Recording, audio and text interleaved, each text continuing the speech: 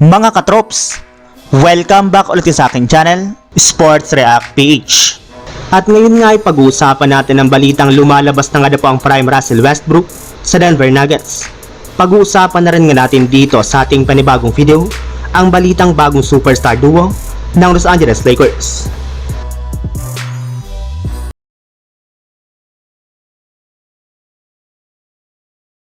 Bagamat man nga po mga katrops, hirap pa rin ang Denver Nuggets na makipagsabayan sa mga malalakas na contender ngayong season, ay nagagawa pa rin nga po nila na makakuha ng panalo at manatili sa ikapat na pwesto sa standings, kaya halos wala rin naman nga po silang problema pagdating sa kanilang kalagayan ngayon sa Western Conference.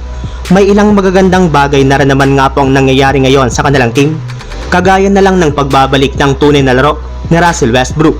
Ayon nga po kay Nikola Jokic, dahil nga po naging sobrang fit ang raw ni Westbrook sa Nuggets ay unti-unti na nga pong naipapakita nito ang kanyang mga dating galawan sa loob ng court.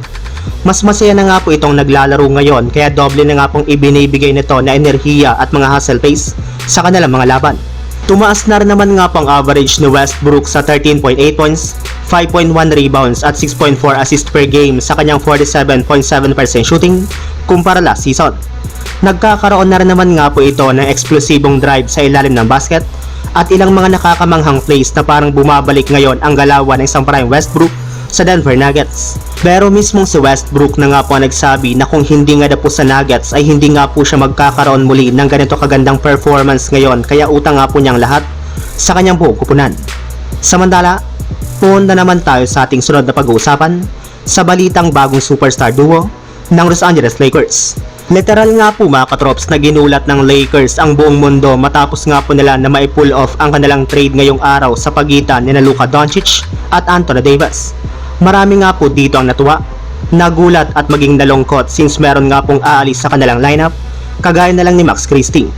Pero meron rin naman nga pong positibong epekto ang ganitong klaseng trade ng Lakers, kagaya na lang ng pagkakabuo ng kanilang bagong superstar duo ni LeBron James at Luka Doncic, na siyang nag-iisang player lamang na nag-average ng 27 points, 7 rebounds at 7 assists sa kanilang karir sa NBA.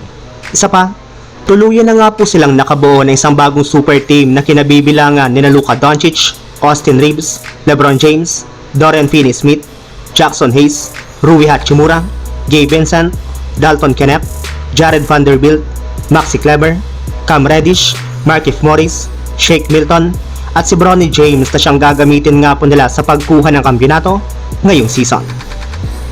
So yun lang mga katrops, ang handog kong story ngayong araw. Sana nag-enjoy kayo, please like and subscribe my YouTube channel, Sports React PH, para sa iba pang story at update patungkol sa NBA. Kita-kits muli sa ating susunod na video.